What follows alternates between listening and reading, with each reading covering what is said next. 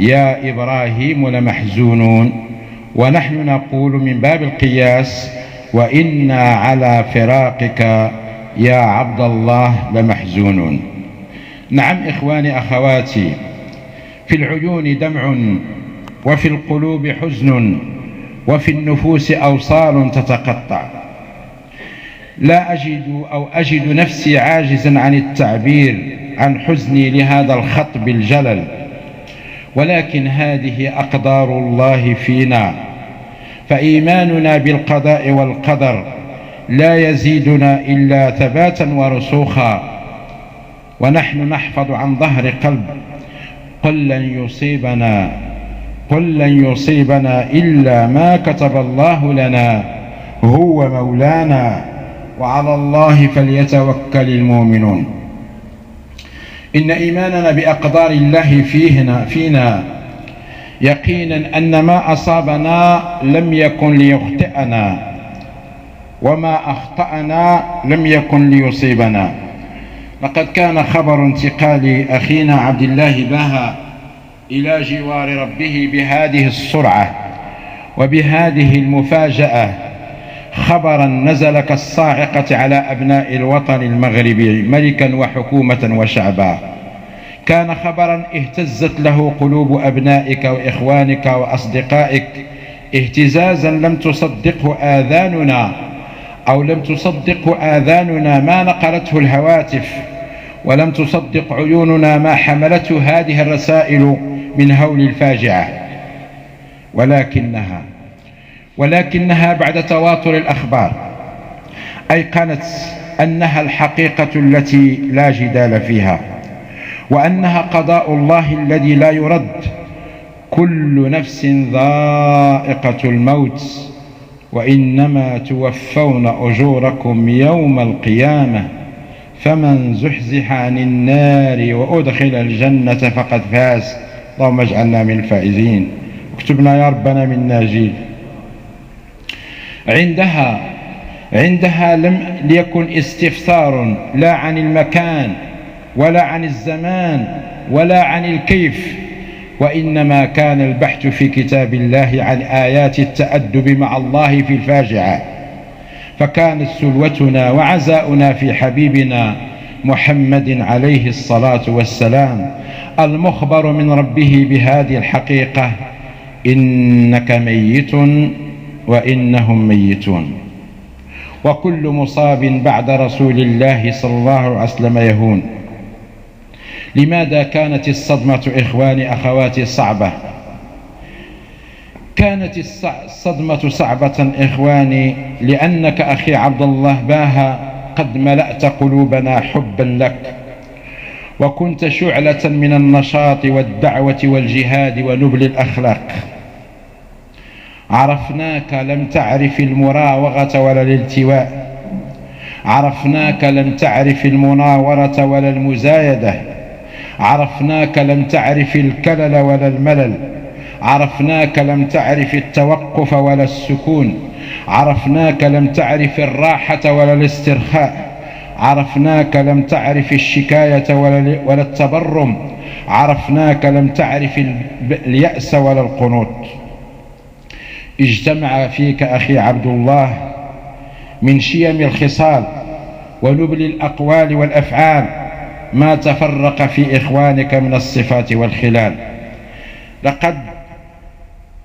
لقد ارتجت قلوبنا لفقدك، ولبسنا ثوب الحداد لموتك، ودرفت العيون لفراقك ورفاقك مضرارا مغزارا.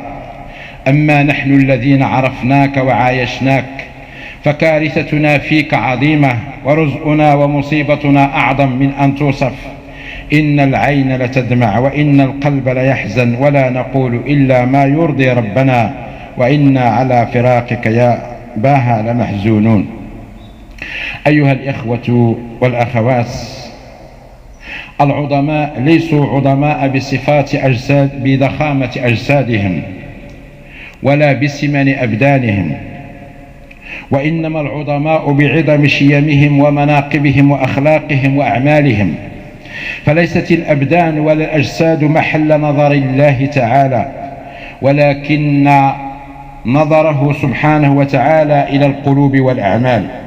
وإن تاريخ عبد الله المنتقل إلى الرفيق الأعلى لحافل بالأدوار التي كان يطلع بها، فلقد كان الرجل حاضرا في كل المحطات التأسيسية والانتقالية، وفي كل المنعطفات الحاسمة التي عرفتها الحركة الإسلامية المغربية.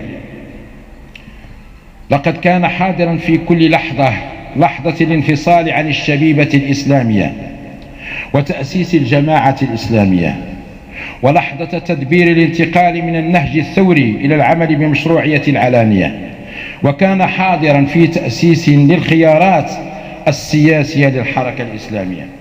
كان الرجل بهذا العمل يفرض نفسه في عضوية المكتب التنفيذي للحركة بصفته الدعوية والتربوية والتكوينية، وكان يفرض نفسه عضو في الأمانة العامة لحزب العدالة والتنمية باعتبار تدبير السياسة العامة لشؤون البلاد والعباد.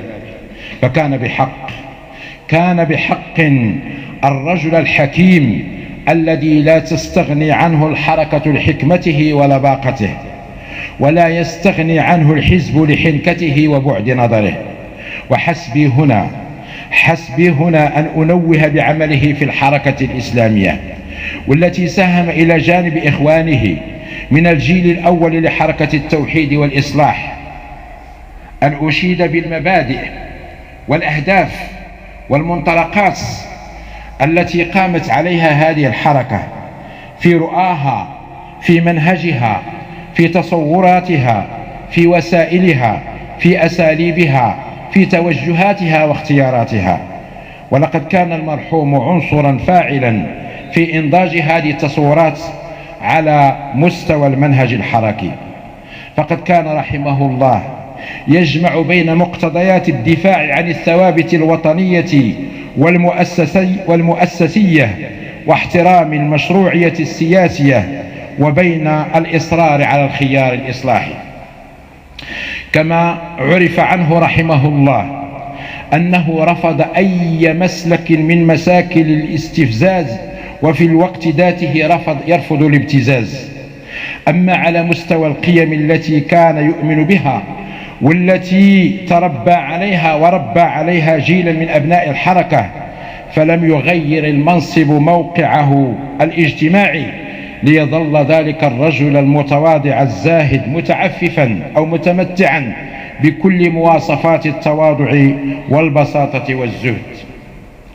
أيها الإخوة والأخوات، لقد كان عبد الله باها رحمه الله يستمع إلى كل الآراء المتداولة ويعمق فيها النظر، ويبحث عن التركيب المناسب لبعضها أو يرجح بينها. عبد الله باها كان يأسر إخوانه أسرا بدماثة خلقه، ويعظ وبعضهم أو يضعهم بهدوء في الطريق الصواب، مذكرا بالاختلاف الذي وضعه الله في البشر، ومنبها على النسبية في بعد النظر. كان رحمه الله داعية مقداما للحرية والمبادرة بطريقة نادرة. الحرية عنده في التعبير عن الرأي شعار، الحرية عنده في التعبير شعار.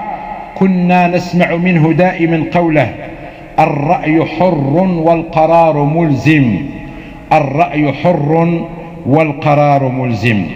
لم يتردد في التعبير عن الرفض الشديد للتحكم والإقصاء، فلا تنازل عن الحرية عنده مهما كان الثمن. ونحن أبناء الحركة والحزب في الدولة والمجتمع ثمرة لهذه الحرية التي جعلت من الحركة والحزب أعضاء رساليين مبادرين وفاعلين مؤثرين، فاعلين أو دفاعا عن وحدة المغرب واستقرار مؤسساته وازدهاره وإشعاعه. لهذا الغيض من الفيض ولهذا القليل من الكثير بكته البواكي وفجعت بموته القلوب. تغمد الله الفقيد بواسع الرحمة وأسكنه فسيح الجنات، وإنا لله وإنا إليه راجعون. وتقبل الله منا ومنكم وغفر الله لنا ولكم، والسلام عليكم ورحمة الله وبركاته. شكر الله لأخينا وأستاذ بن شنوف هذه الجولة، وكما قال هي غيض من فيض من مناقب الفقيد رحمة الله عليه.